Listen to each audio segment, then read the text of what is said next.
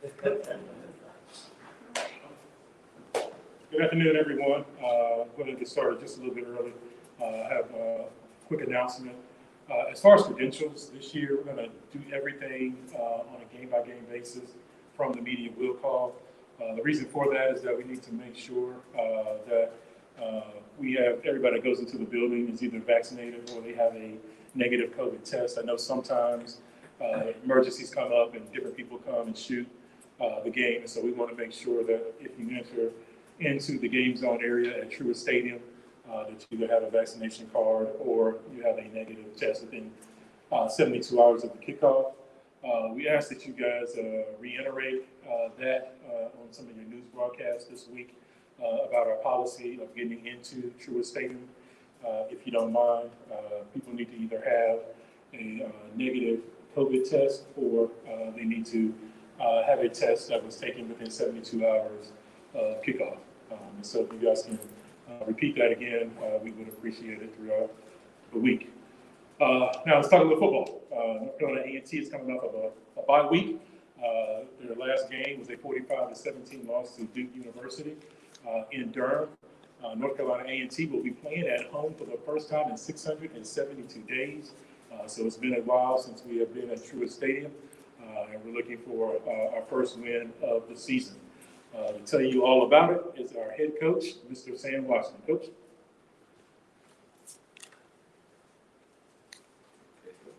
All right. Thank you, Brian, as always. Great introduction. Listen, here we go. Talking a little bit about the Duke game. I thought we went into the ball game prepared, and I thought we came out and played well initially.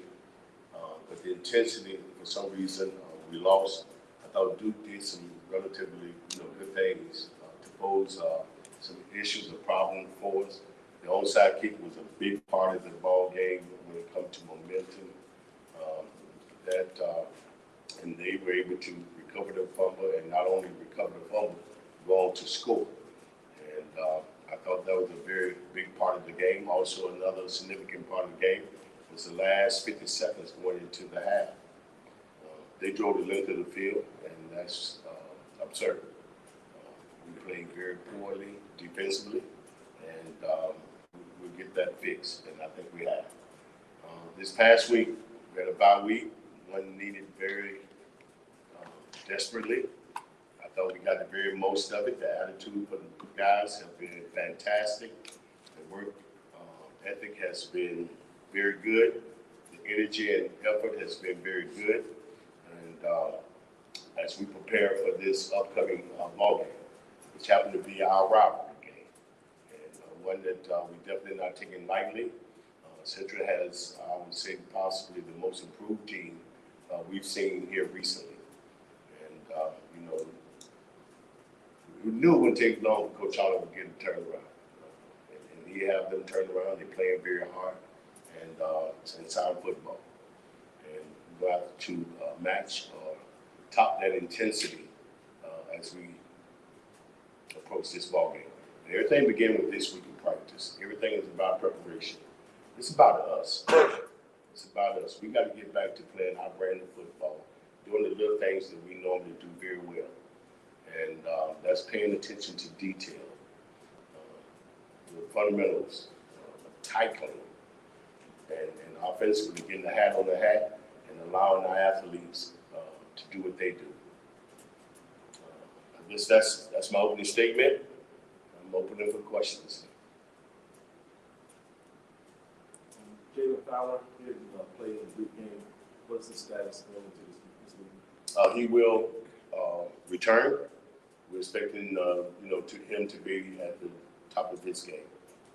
He had a great week of practice this past week, so he will be back. Coach John Johnson was WSII. You said the bye week came at the right time for you guys. How did you guys take advantage of the bye week? Did you kind of go back to some camp methods of get back to basics and fundamentals kind of thing during the Absolutely. That's exactly what we did. We went back to the foundation, working on fundamentals and technique and paying attention to details. And so it's little small things that we have been missing, things that we normally do very well. We have not. And I know a lot of it's contributed to that time off, but, no excuses, no regrets. So, got to get them rectified. How exciting is it going to be back on playing in front of your fans? Oh, man. You talk about the need of a home game. I think we're in really desperate need of, just being surrounded by, our family members and our friends and our fans, and to play on our grass and to, play against an opponent like Central. I think it's ideal. You talk about Central and the rivalry, and are you worried about the players being too hyped up for this game, or are you trying to get them to settle down, or are you just letting them... Well, I thought intensity, played a part in the Duke game. I thought we came out very highly intense, and then it fell off. So this week, I'm hoping that the intensity remains throughout the entire ball game. So we're going to start high and finish high. Do you think the transition from the MIA to the Big South is affecting your athletes mentally? Absolutely not. That has nothing to do with what we do. And then we haven't played a Big South opponent as of yet. So that has absolutely no bearing. Coach, you mentioned that the lack of a pass rush is really affecting this defense, not getting a lot of pressure on the quarterback right now. Do you have any updates on some of the guys who've been missing the first couple of weeks? Well, we'll get 3 of them back this week. Knock on wood. Of course, they have to be tested on Wednesday. But Jermaine McDaniels will be back. Michael Branch will return, and Trey Love. So 3 of the starters will be back in the lineup. Is it fair to say that those are COVID-related? Yes, those were COVID-related absence. Coach, question on the YouTube feed here. What can you do to establish more of a running game against Central? Block up front. I think that's what it's going to boil down to. This is going to be a trench game, and I think that's one of the things we put a lot of emphasis on this past week. Up front, being more physical and aggressive up front, getting the hat on the hat and moving people.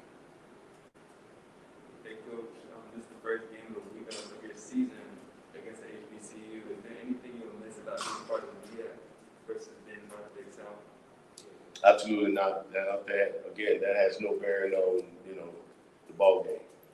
What we got to do is come out and execute. It's about execution, doing the little things well. And if we just focus on those things, I think we'll be fine. Coach, just looking at Central, what are some of the things that they're going to bring to the table on Saturday? They're a physical football team. They don't mind mixing it up.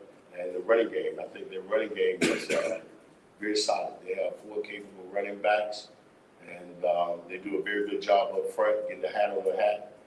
They get a lot of movement with double team blocks.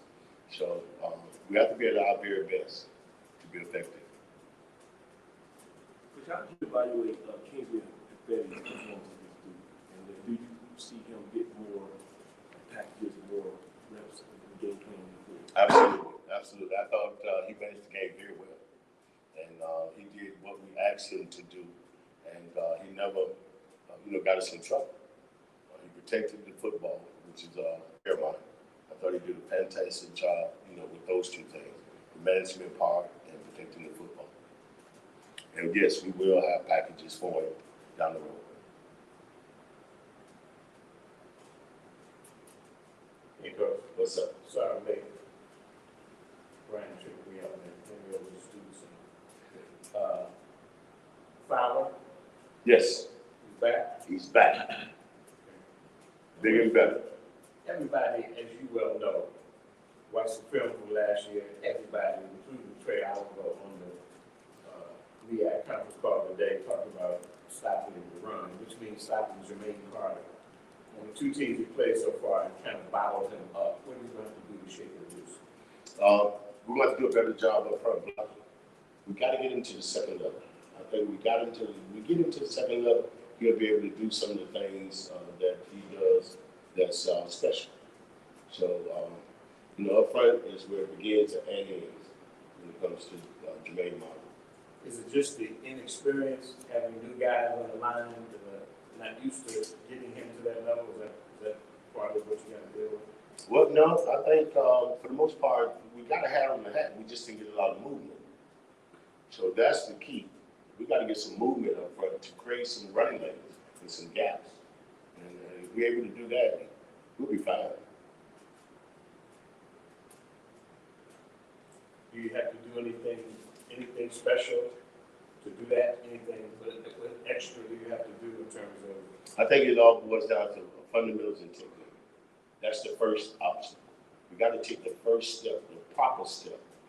And if we start doing those sort of things, big things will follow. You watched the Central Wrestling film yet? I watched it several times.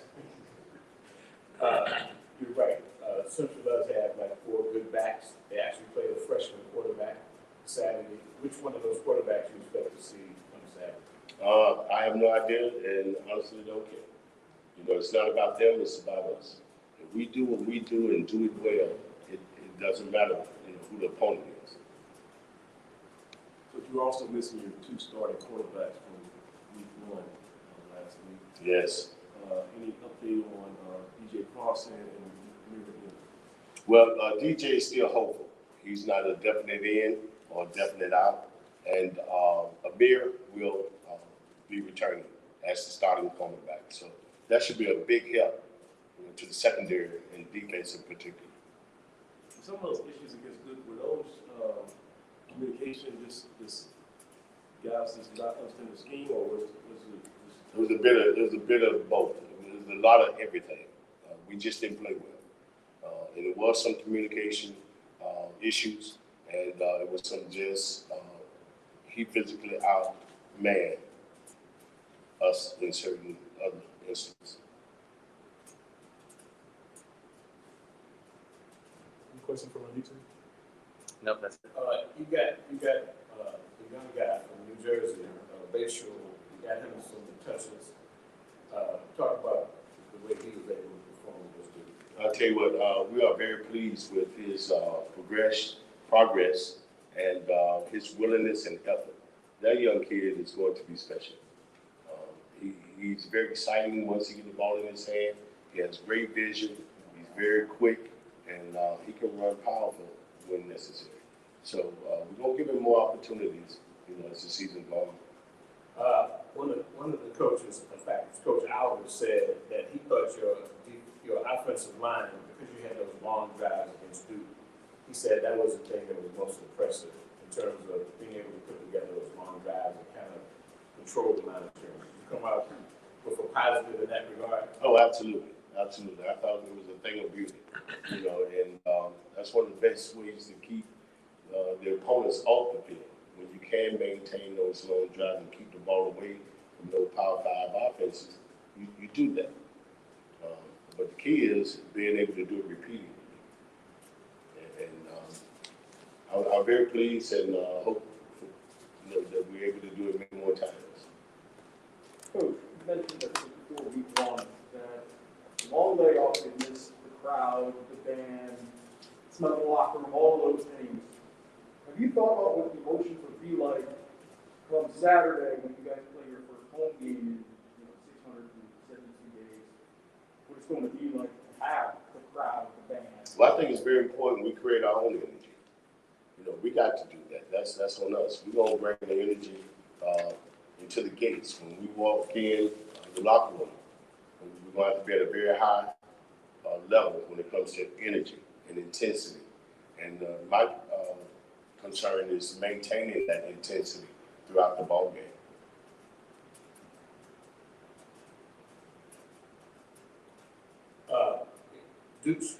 You made Duke's quarterback look like he's an All-American. Scoring with 58 seconds to play in the half. Yeah.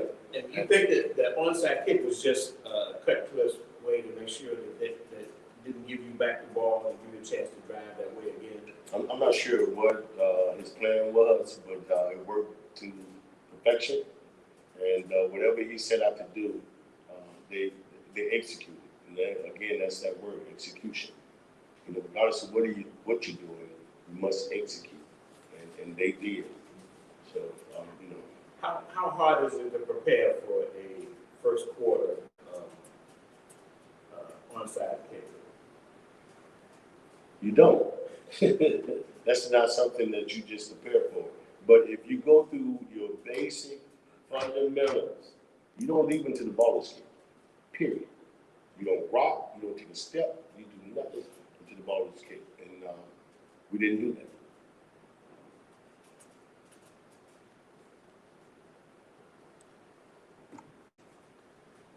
Is there any other questions for Coach? Thank you, Coach. Appreciate it. Thank you, guys. We've got some box lunches in the back. We want to partake in that. And then we'll start our coaching show in a few minutes here.